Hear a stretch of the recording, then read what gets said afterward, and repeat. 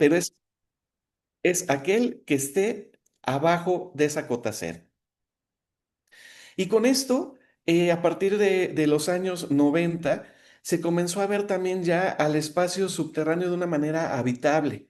Y es por eso que autores como Carmody y Sterling o el mismo Perrault en sus proyectos comienzan a estudiar al espacio subterráneo desde una visión arquitectónica, espacial, urbana, psicológica. Y acá es donde me empezó a interesar el tema de investigación que estoy desarrollando. ¿Por qué? Porque si bien a partir de los 70 comienza a haber estudios del subsuelo en la ciudad, muchos de ellos eran técnicos, desde la geotecnia o la ingeniería civil, ¿no? A partir de los 90 ya un poquito más arquitectónico y espacial el asunto.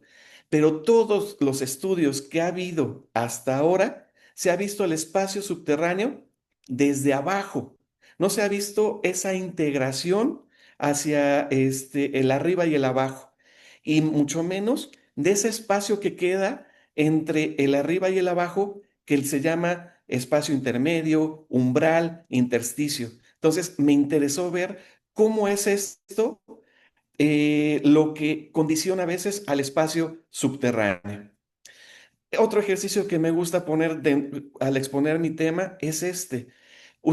Esta foto es una foto que tomó un japonés sobre el mar Ligurian, y como pueden ver es el mar Ligurian, el horizonte y el cielo, pero se difumina ese cielo con el mar, y es a lo que quiero llegar, cómo esa continuidad o no continuidad del espacio subterráneo con el superficial afecta a su uso e integración.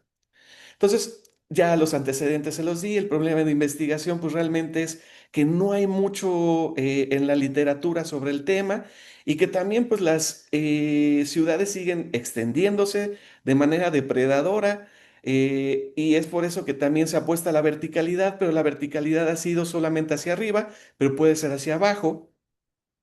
Y me gusta también poner esta imagen de Escher, ¿no? Las escaleras de Escher, donde también llega un momento en que nos confundimos. Entonces, esa continuidad en la ciudad, pues debería confundirse si estás arriba, si estás abajo, ¿no?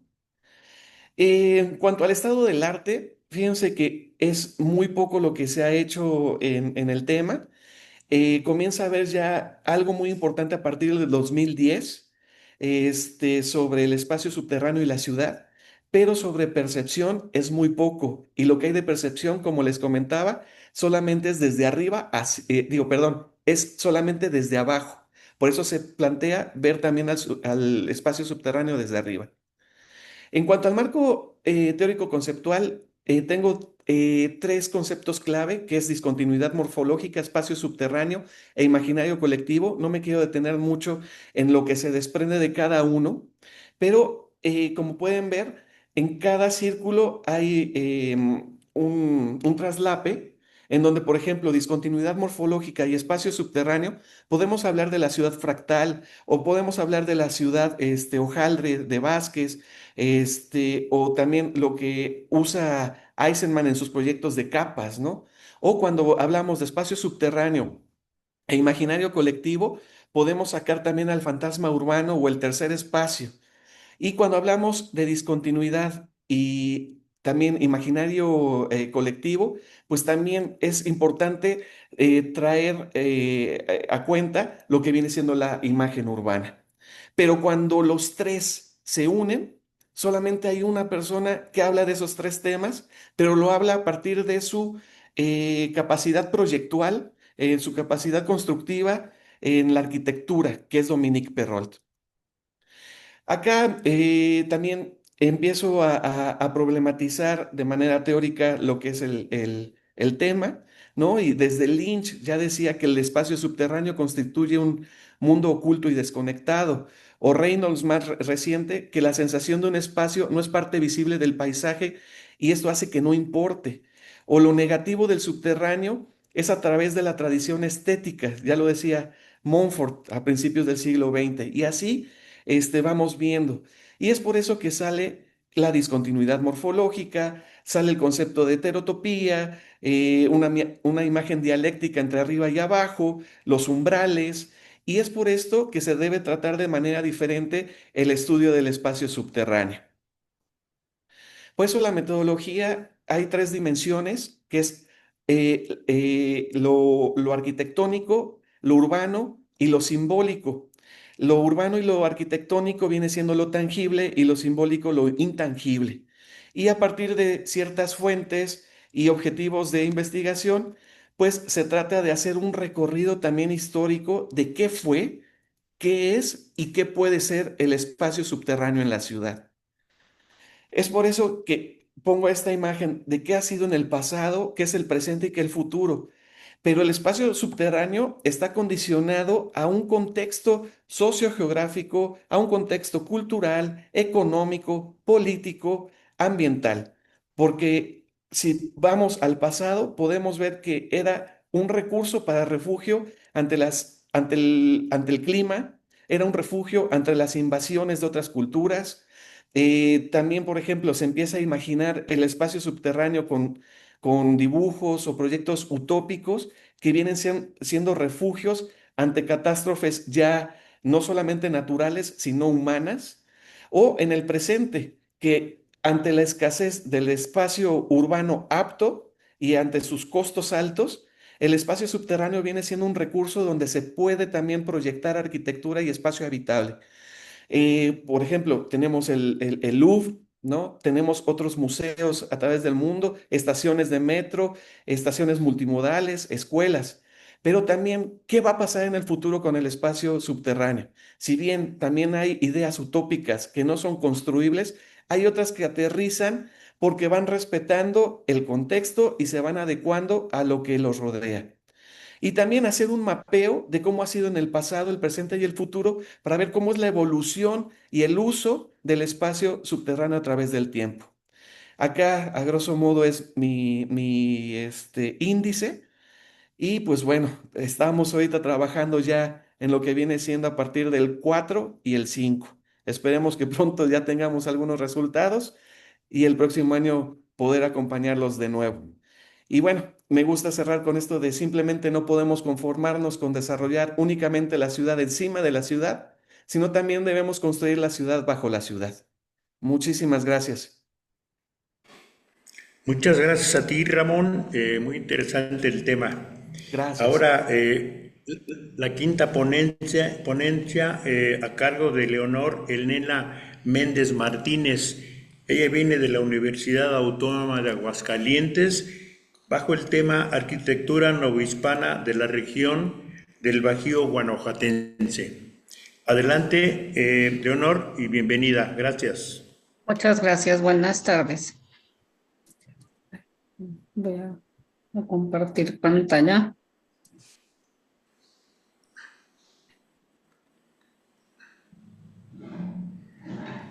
Le ponemos F5.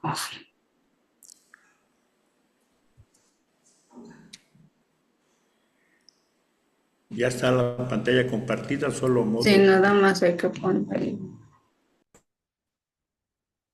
Vamos a ver. ¿En dónde es aquí? Perdón, mi ignorancia. Porque no es con F5, ¿verdad? Sí, Ya. generalmente sí es con Sí, F5 ya o quedó. abajo a la derecha está el zoom, Ajá. allá. Sí, ya quedó, muy amable. Bueno, yo soy Leonora Elena Méndez Martínez. Estoy en la Universidad Autónoma de Aguascalientes en el octavo semestre del doctorado en arquitectura. Eh, Mi director de tesis es el doctor Jesús García López García y mi tema de tesis es la arquitectura novohispana del siglo XVIII en la región del Bajío Guanajuatense. Bueno, como parte del estado del arte, analicé las modalidades regionales que se dieron en la arquitectura durante el siglo XVIII, tanto en España como en Sudamérica y en mismo Nueva España. En España se encontraron modalidades, digamos, regionales en Madrid, caracterizada por la planta y cúpula oval inscrita, En Andalucía las naves son altas, estrechas, con columnas grabadas, recubiertos de mosaico, pero además allí pasa otro fenómeno interesante que se dio una modalidad regional en retablística que inició Jerónimo de Balbás. Este personaje es muy importante, pues fue el que empezó o inició la propagación de la modalidad de los retablos con interestípites en Nueva España y estos luego fueron trasladados al- a la piedra, a las portadas, y fue lo que dio lugar a la modalidad que es mi unidad de análisis. En Valencia, pues se usaba la piedra ladrillo y transformaban más las estructuras medievales, al igual que en Galicia y Vizcaya. En Sudamérica está la del Virreinato del Perú, pero allí se divide en tres regiones, que es el Alto Perú, la Lima y la Audiencia de Quito. En todas estas arquitecturas, la estructura es masiva y de poca altura debido a la sismicidad de la zona. Las naves son de cañón y las bóvedas también de cañón corrido. Tienen canceles de madera y las pilastras de sus portadas son salomónicas. En el Río de la Plata, la arquitectura barroca la empezó a difundir la Compañía de Jesús, pero solo con la decoración en el pórtico y usando materiales de la región. Y en Nueva Granada tiene la influencia de la Escuela de Quito en el Alto Perú y se dio en Pasto, Popayán y Cartagena, también con la influencia de la Compañía de Jesús. Ya en Nueva España se analizaron o se estudiaron varias regiones. La primera, la de la Ciudad de México, que es donde inicia esta modificación de la última etapa del barroco, que fue en la segunda mitad del siglo XVIII, con el altar de los Reyes de Jerónimo de Balbás. Este altar luego lo trasladó Lorenzo Rodríguez a las portadas del Sagrario Metropolitano, y las características son que los soportes son estípites, se pierde la, eh, la retícula tradicional de las portadas de entre calles y cuerpos bien definidos, sino que se hace uno o dos cuerpos, el primero muy alargado, el segundo se integra casi con el remate, y el primer cuerpo, digo, el cuerpo central está unificado con la interrupción de la cornisa que divide precisamente los cuerpos. Digo, la calle central es la que está unificada. Tenemos también la zona sísmica o la región sísmica que comprende Oaxaca, Chiapas y Guatemala, donde la arquitectura es muy similar a la del Virreinato de Perú por su poca altura y su masividad. Aquí se usa mucho la pilastra entablerada y llegan hasta el salomónico. La región de la península de Yucatán son templos de arquitectura de órdenes regulares adaptados a la religión secular, donde nada más les adosaron cubos de torres, una o dos. En algunos templos cuenta todavía con sus espadañas, pero aún así cuenta con una torre, y se trató de dar un poco de ornamentación a la portada. La región de Puebla, Veracruz y Tlaxcala se caracteriza por el uso de mosaico, de ladrillo, de argamasas y de estuco. Y tenemos la región centro-norte del virreinato, que la comprende Durango, Chihuahua, Coahuila, Zacatecas y San Luis Potosí. Esta modalidad la estudió Claudia Bargelini, ella es quien la define, y se inició en la ciudad de Durango con la catedral del Reino de Nueva Vizcaya. Y en esta región, aunque todos los templos, además de la Catedral de Durango, eran simplemente parroquias, siguieron el ejemplo formal con la planta de tres naves, no basilical, sino rectangular, el uso de dos cubos de torres flanqueando la portada. Cabe mencionar que en el clero secular las catedrales llevaban dos torres y las parroquias una. Este es un elemento que caracteriza mucho a esta región, que aunque la segunda torre se haya terminado siglos después, aún se tenía la intención de que su composición fuera de dos torres. Y por último, se estudió la región del Bajío guanajuatense, los Altos de Jalisco y Aguascalientes, que es la región que forma parte de mi estudio. Esta región tiene su inicio en la ciudad de Guanajuato. El primer ejemplo es el Templo de la Compañía de Jesús, que es obra, bueno, la concluyó Felipe de Ureña, y de allí se fue promoviendo este estilo tanto por Guanajuato, las otras ciudades de Guanajuato como San Miguel Allende y Dolores Hidalgo, pero pasó a los Altos de Jalisco, Aguascalientes, y hay un ejemplo que desgraciadamente ya no existe, que es el Templo de San Agustín en Zacatecas, al cual en la Guerra de la Reforma le limpiaron la fachada y pues ya no podemos apreciar la portada. Sin embargo, en este grabado de Ronde se aprecia más o menos la estructura, que es similar o tiene similitudes a toda esta modalidad. Eh, bueno, en Aguascalientes están los templos del Encino y Guadalupe, y está la parroquia de Lagos de Moreno.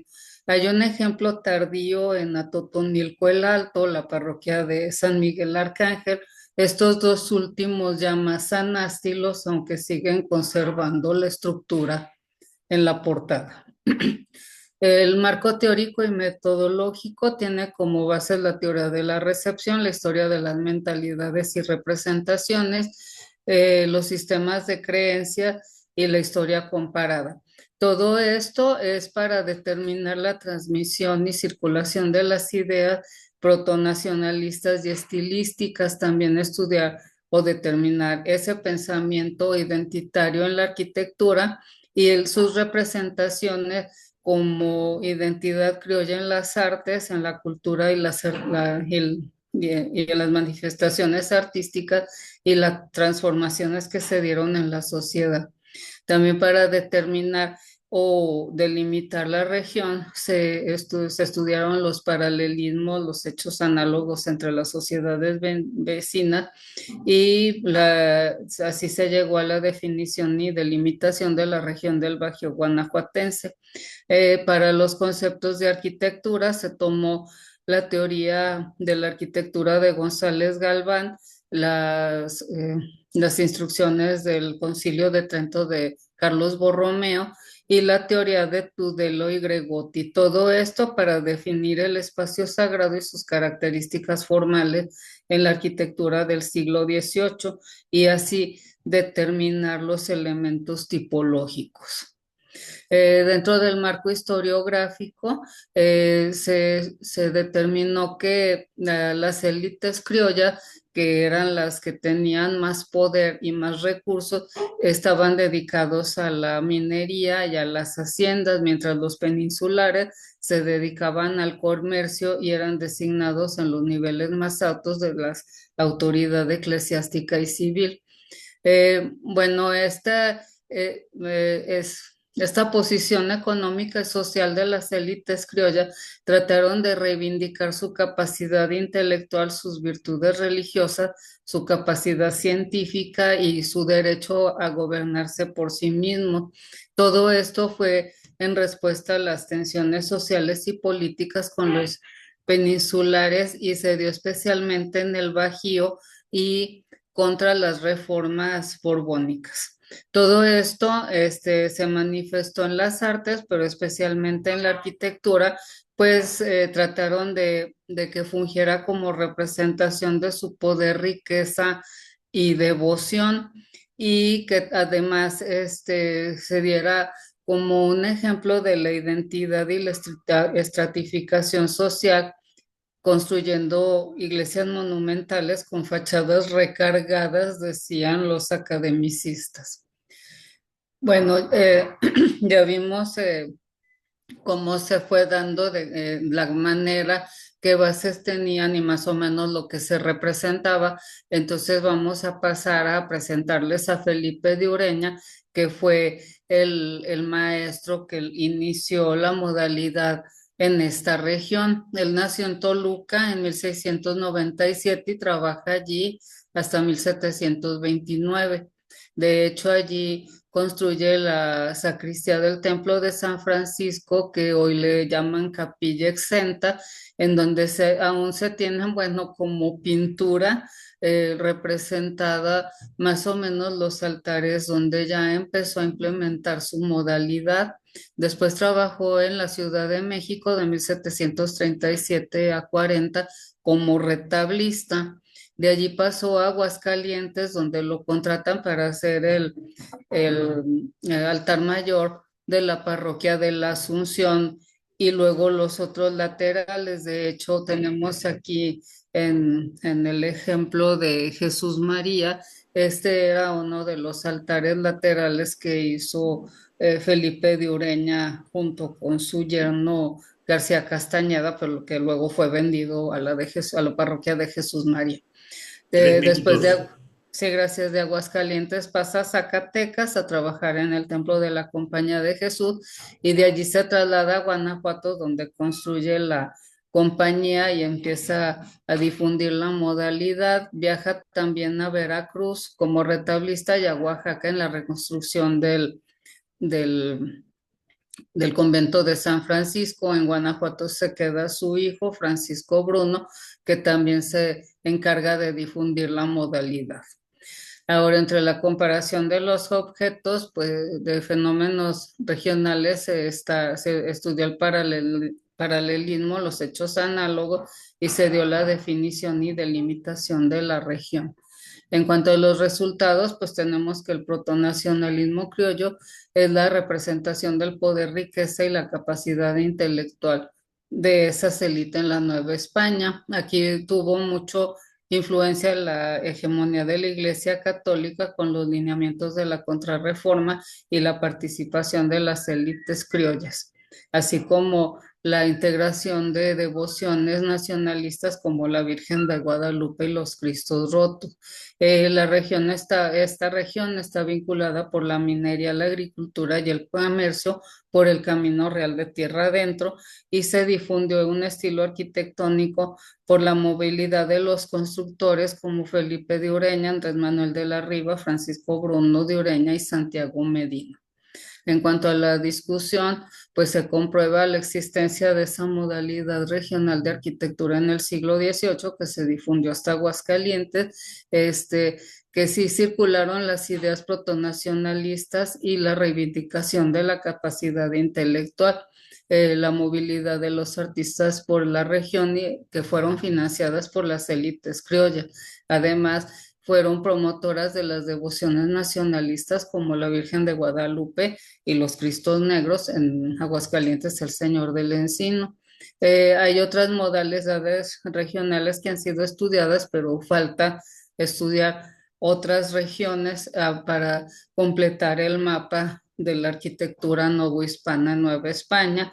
Y con esta aplicación de las teorías de la recepción y circulación y las historiográficas, se puede definir y delimitar una región estilística y comprobar las regiones de la arquitectura, los monumentos formales, y no como monumentos formales, sino como respuesta a representaciones de cohesión social.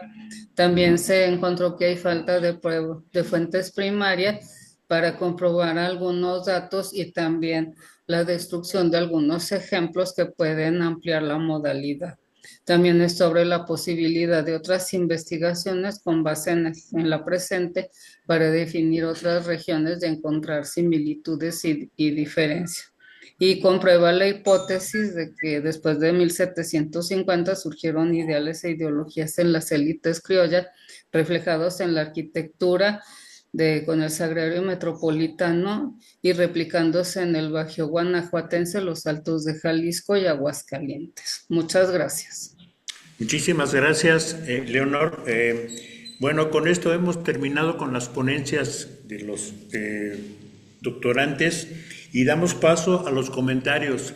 Por orden tenemos el primer comentarista, que es el doctor Octavio López Martínez. Adelante, doctor. Hola, muchas gracias. Sí me escuchan, ¿verdad? Sí, todo bien. Sí, perfecto.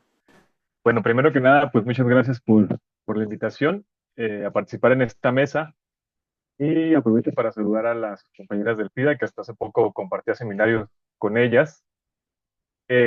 Aclaro que mis líneas de investigación no coinciden al 100% con todas sus investigaciones, pero bien sí coinciden ahí tangencialmente en algunas de ellas y pues si digo alguna barbaridad al respecto, desde ahorita pido disculpas. Haré mi máximo esfuerzo por compartirles algunos comentarios de las cosas que yo veo que hay oportunidad de mejora en sus presentaciones. Tomé unas notas, así en particular de de cada una de las presentaciones, empezando con Onésimo. Me parece que el título llama mucho la atención, es muy poético, pero me parece que nos manda a otro lado del contenido de la presentación. Yo pienso, no sé si entiendo también que no conozco todo tu escrito y que a lo mejor me parece que estás profundizando mucho en diseño de interiores. No sé si eso debería ir en el título. Lo que sí estoy seguro que debería ir es el periodo de estudio. Creo que en el título no nos dices el periodo de estudio y hasta que ya estamos adentro de tu presentación nos damos cuenta que hablas de esta etapa pues a mediados del siglo XX. En el título parece que se está estudiando la transformación actual de la vivienda vernácula. Y bueno, a mí me gustaría haber escuchado un poquito más de la justificación. ¿Cuál es la relevancia de rescatar el trabajo de los arquitectos, de estos dos arquitectos que se estudian? Entiendo que sí nos comentabas un poquito de la relevancia de su trabajo, pero sería útil saber si ya sabemos un poquito que las ideas de ellos han trascendido, ¿no? Han permeado en otros trabajos. Y muy puntual, leyendo ciertos objetivos de investigación, nomás cuando mencionas, hablas en particular, en el objetivo particular, uno hablas del pensamiento de la época, creo que sería útil aclarar de cuál época, y también el pensamiento de quién, el pensamiento de las élites, del gremio de arquitectos, de la gente en general. Entonces ahí yo creo que sería útil para que nos hagas más clara la comunicación sobre lo que quieres expresar.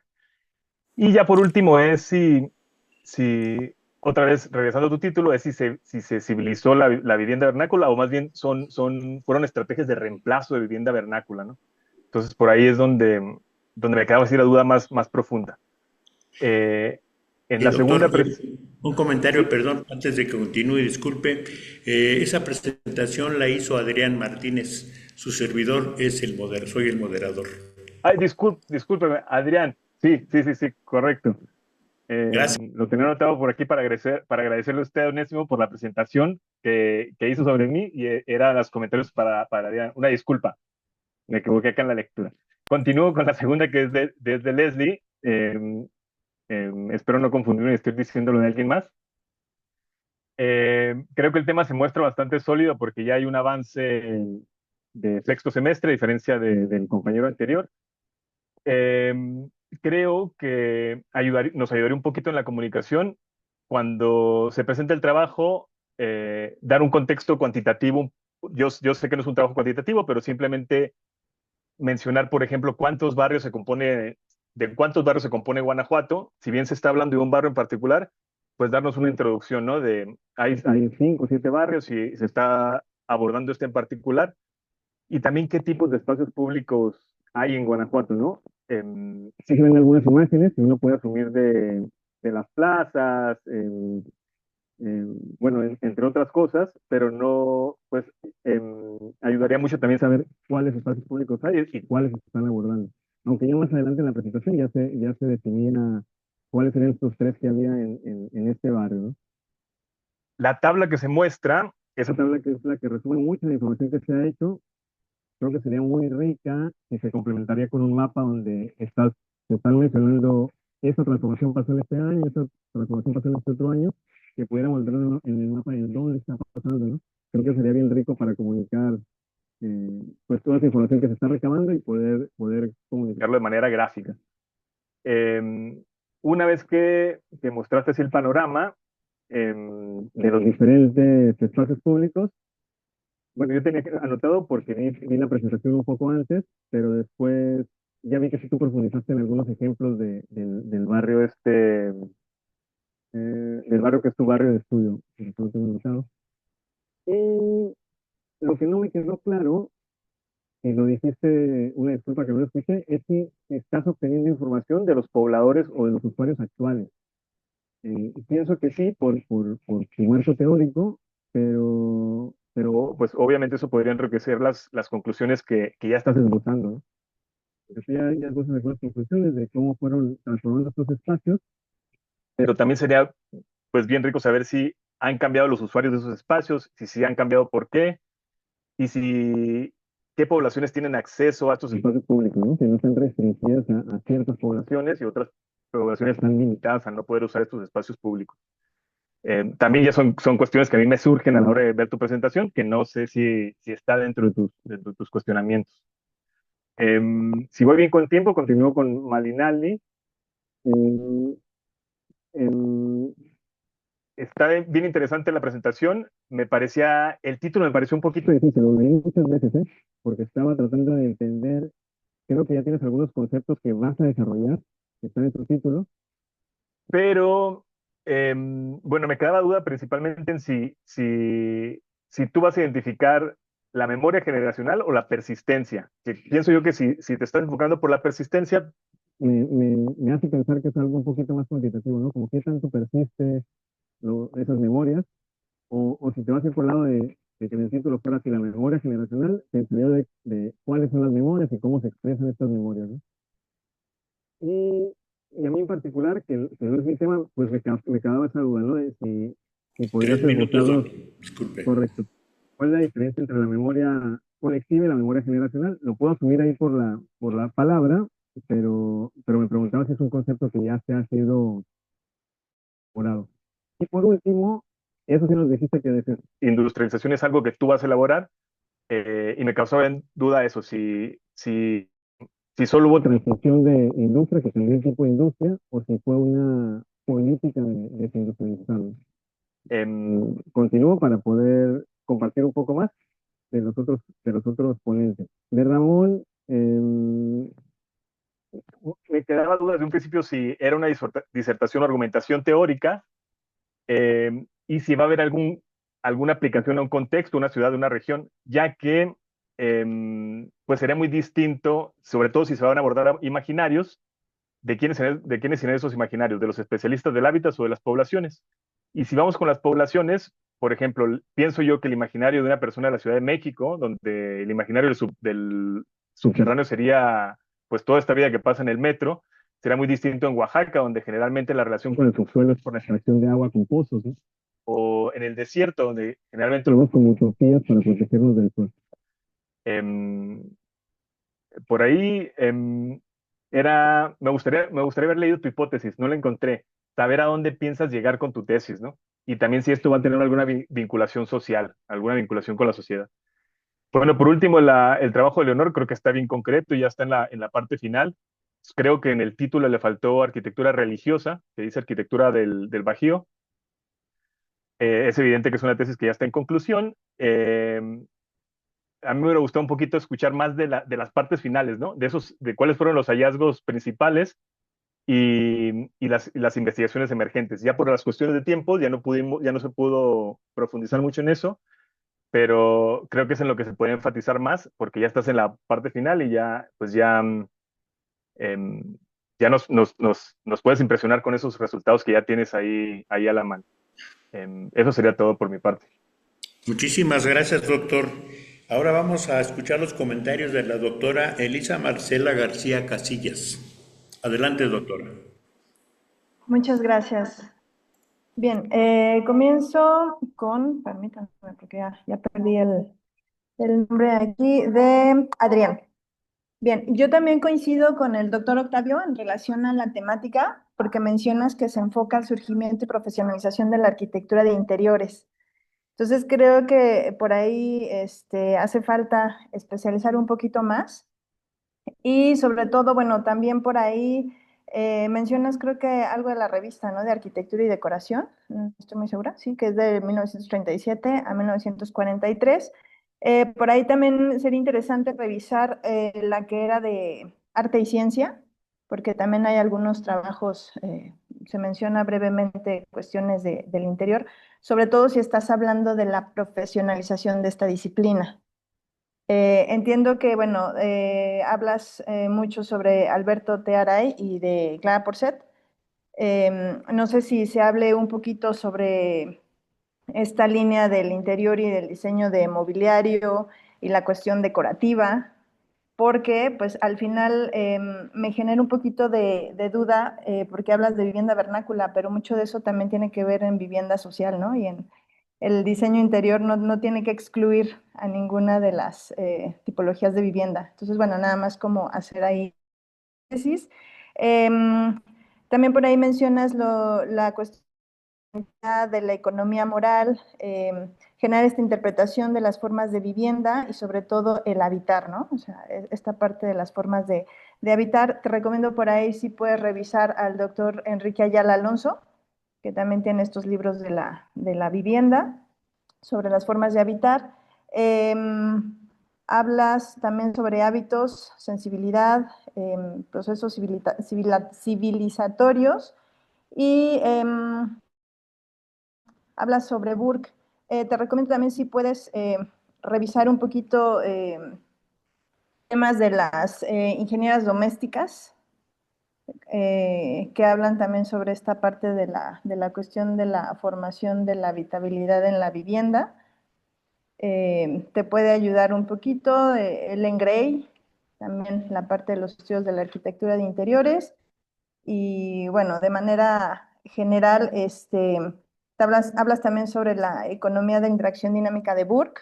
Entonces, bueno, sería como todo este material, cómo lo vas a empezar a sintetizar para generar ya esta caracterización, ¿no? De elementos de variables para hacer tu análisis. Entonces, bueno, de manera general, también te podría decir que considero que es una investigación que puede generar aporte, sobre todo visto el diseño interior no como la parte estética, sino como también esta parte teórica que hace mucha falta, en esta cuestión de desafiar las narrativas muy canónicas que se tienen muy preestablecidas, ¿no? en este tipo de disciplinas. Y bueno, también visualizar lo que son las redes editoriales e institucionales. Entonces, creo que es un buen aporte el que generas, pero sí sería un poquito abrir de manera el contexto para entender qué es el diseño de interiores, porque también desde esa postura luego se generan cuestionamientos al respecto. Luego sigo con Leslie Alejandra. Por aquí, bueno, tenía algunos comentarios. Creo que la estructura de la presentación, como bien lo comenta también el doctor Octavio, creo que ya se ve más conformada. Yo te sugiero que también se pongan pies de fotos, ¿no? En las presentaciones. Por ejemplo, ahí nos mencionas unos mapas.